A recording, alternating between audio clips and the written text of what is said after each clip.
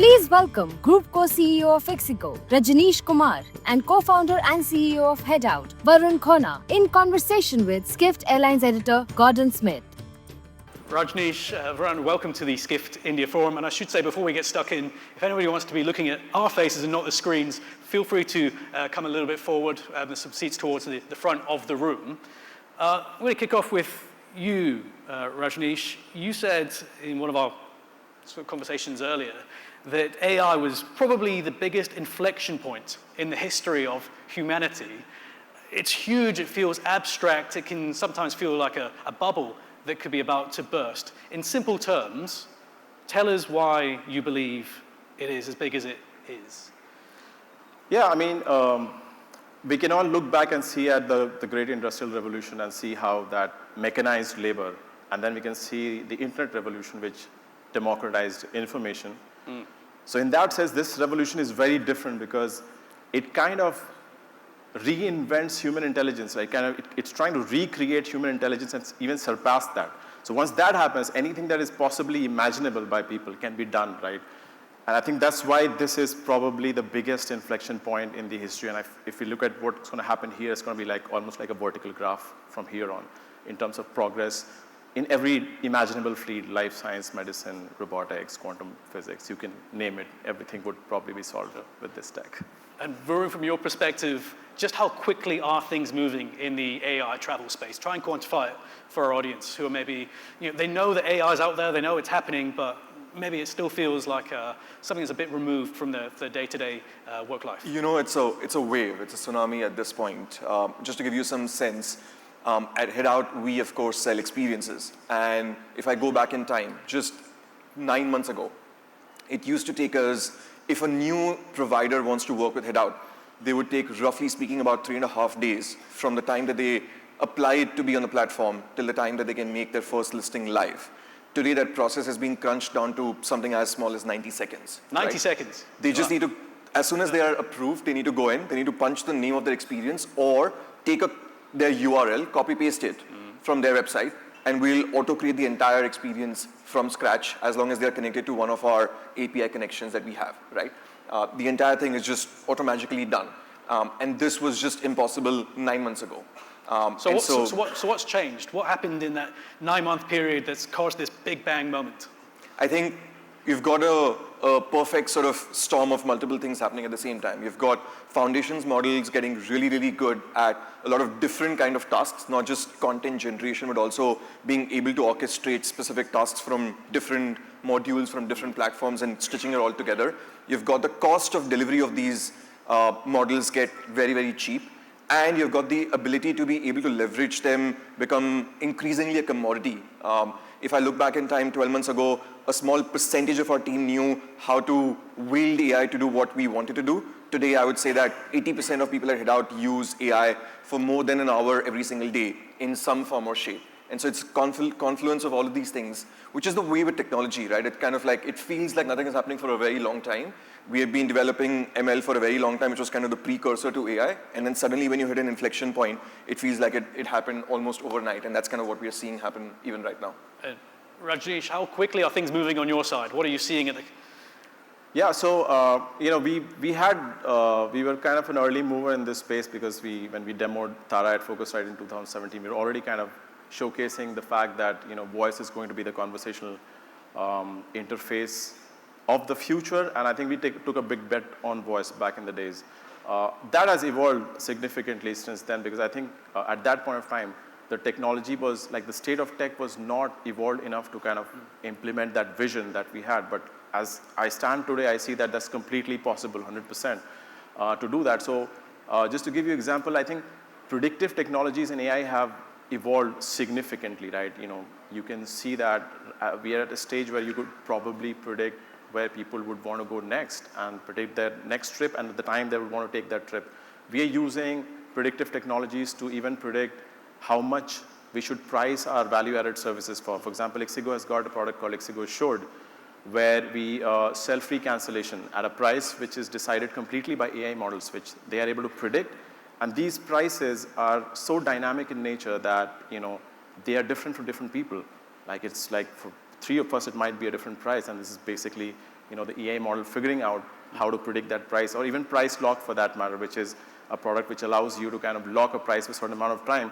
All of this tech is possible because of the ability to predict certain things and metrics. In fact, even if you come and search for a price on Ixigo, for flight fares on Ixigo, you will see that we don't, most of the time on travel apps, you end up seeing a price and then you don't end up booking that on that price. You'll see a price change pop up. And it happens because people cache, right?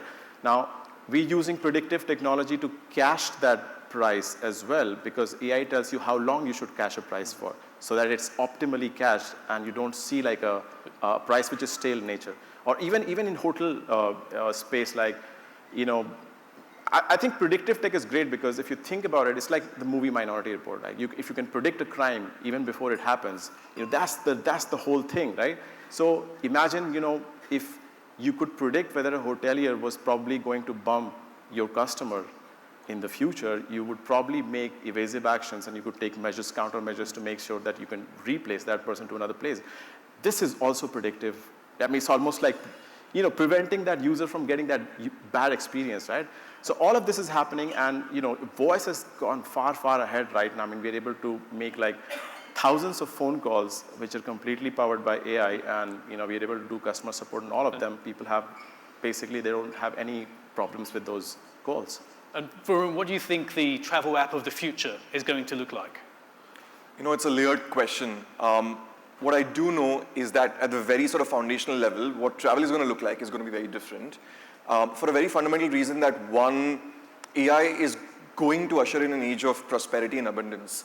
And as a sort of a reaction to that, you're going to have people with a lot more time and a lot more money to be able to do things that matter, travel being sort of on top of that list. Even if AI has stolen their job? I think AI in general and technology in general, whenever it steals a job, it more so edits a job and adds a different kind of job, right? I think a lot of us today are doing jobs that any which ways we wouldn't want to do. And I think what AI will enable us to do is to let machines do that job and then use our human intelligence to do jobs that sort of truly augment what we are specialized at, right? And so I am an optimist by heart. And when it comes to AI, there will be disruption, and every disruption comes with a certain level of change that's uncomfortable.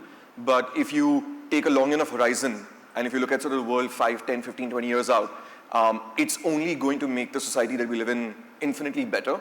And that's always a good thing, right? No matter sort of the peripheral cost that we have to pay while we wait through it. So I remain optimistic about the long term. But in that age of abundance, I think travel is going to be more meaningful than it is even today. I think in that age of abundance, you will also have a change in terms of what AI does to travel companies, not just apps. I think travel companies today spend most of their time in trying to solve problems which are plumbing problems. I think AI solves the problem of productivity really well, which means companies will solve the plumbing issues easier, faster, which means the focus and the delta is then all in the consumer experience and how delightful that is.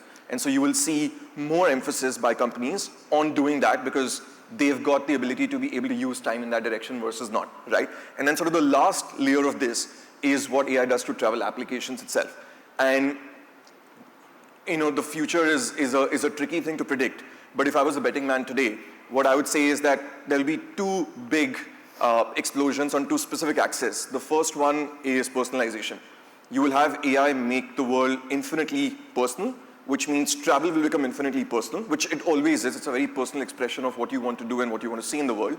I think that personalization will be available at scale in a way that was never done before. And I think on the second axis, you will have travel make AI make access very, very sort of affordable and available to everybody in the world. It'll make the magic of travel more immersive and more accessible, and I think that's a really good thing. Today, only somebody who can afford to hire a tour guide can get a human to augment their experience when they visit a place.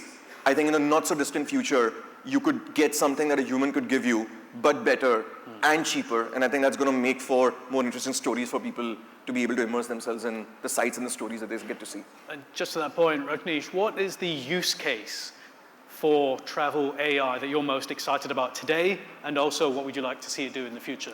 If you can be quite specific, if you can. Yeah, I mean, I think if you think about it, like when we're talking about the future of travel apps, we did say that travel apps will become more preemptive, obviously because they would know what you want even before you know that. It will become hyper-personalized because they know everything about it, and every experience is going to be extremely personalized for you for every time you take a travel. Is there a risk, though, that gets a bit spooky when the app knows you want to go on holiday before you do? Yeah, I mean, this is exactly what we showcased in 2017, that, I was actually presenting in the conference and I got a call, and the call was that, hey, this is the right time to book your trip because I see that you take a trip every year in August. And, so I think it's going to happen.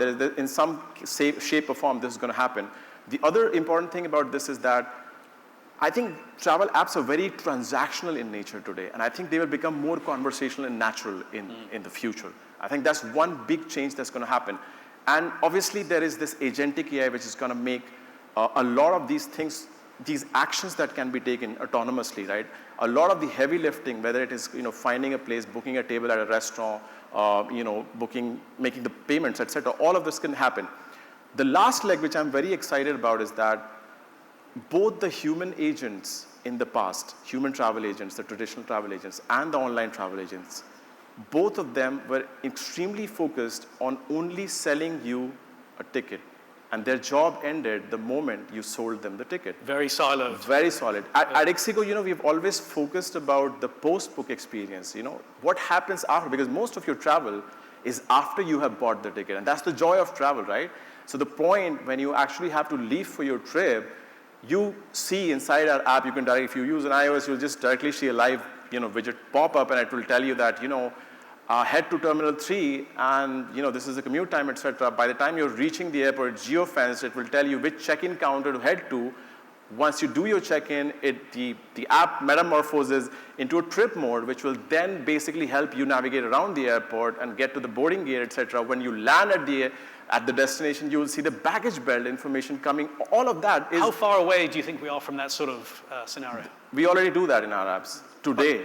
In terms of sort of wider rollout, of course there'll be some early adopters, there'll be organizations like your own doing this, but in terms of it just being so ubiquitous that people don't think about it anymore.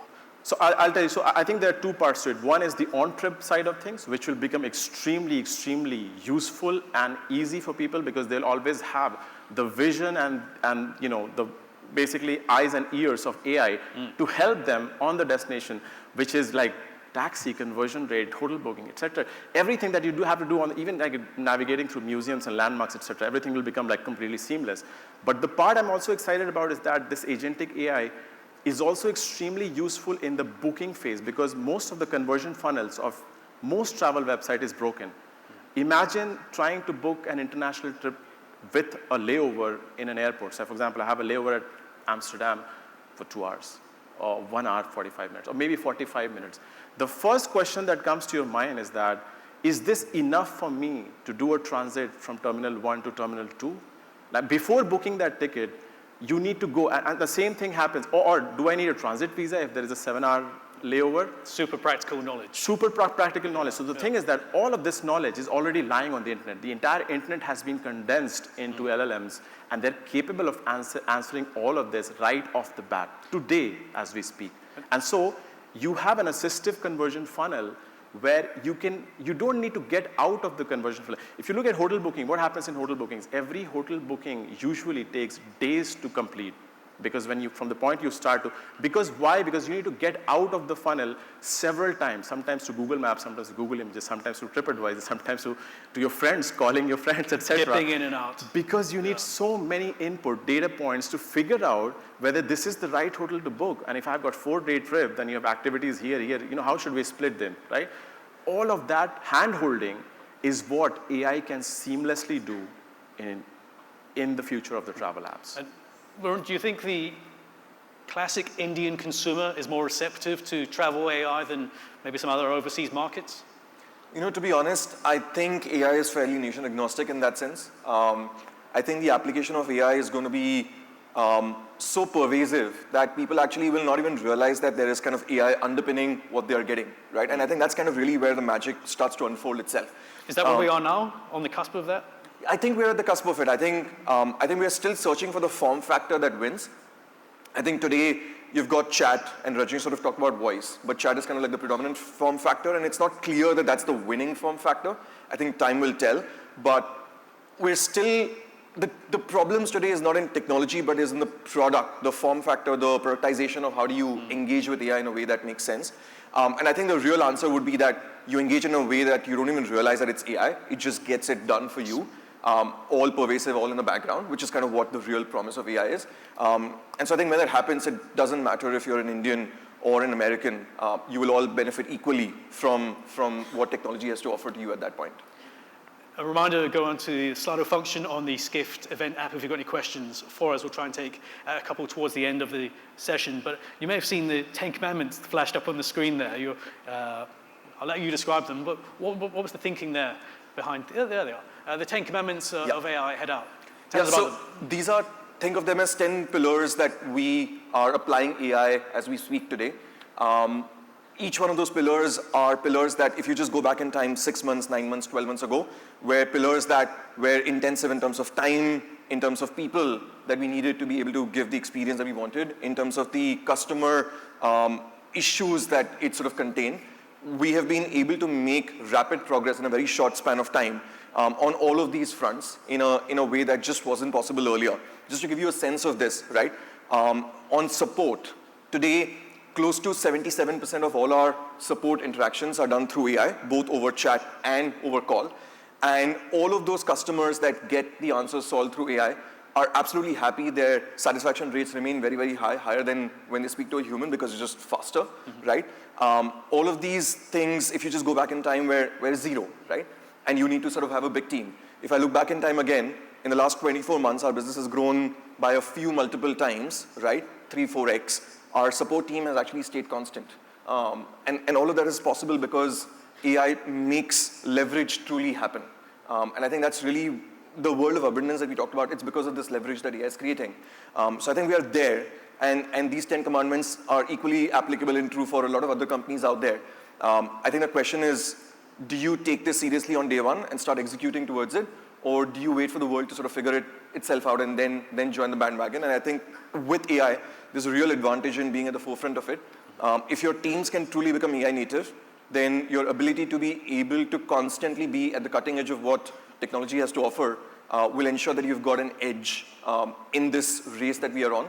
Because without this edge, I think increasingly with AI becoming commodity in itself, I think your edge will fast disappear, which means that you then have to always be at the forefront. You will have to be at the cutting edge and not playing catch up. Got it. And Rajnish, the inbound consumer is something that we've been discussing throughout the forum today. How important are they to your product at the moment, and how do you see that developing in the years to come? I'm speaking from experience. I remember planning a trip to Kerala, trying to work out the train schedule, never mind how to buy a ticket. I needed a seat on that particular train at that particular time. Trying to do that from thousands of miles away, navigating various websites and schedules is clunky. Is there an AI opportunity here to bring inbound travelers into the fold?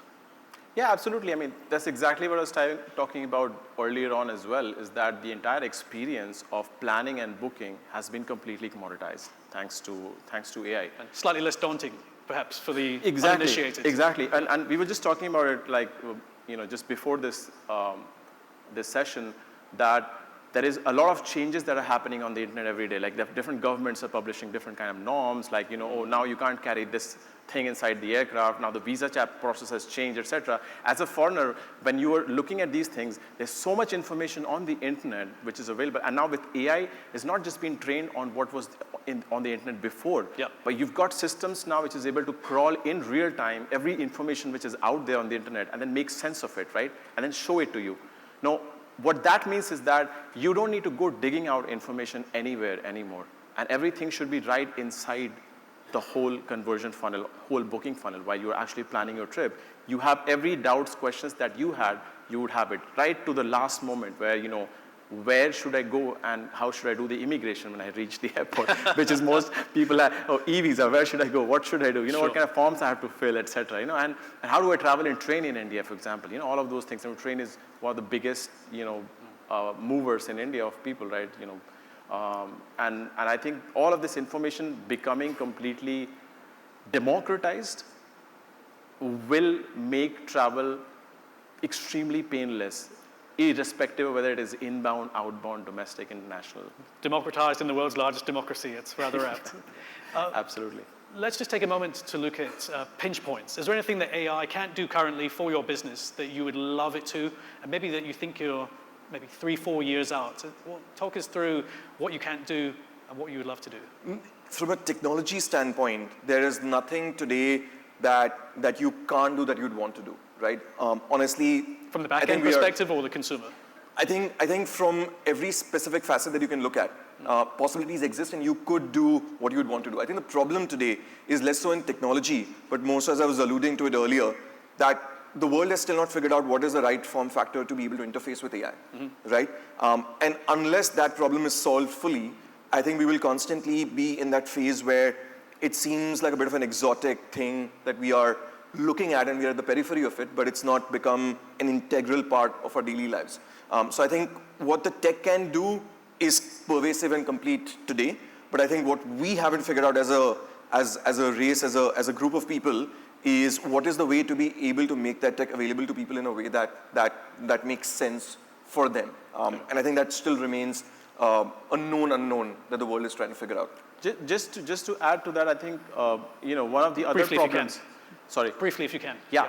So one of the problems is that data inside companies is something which is not democratized yet, and actions that you can take, that's not API first.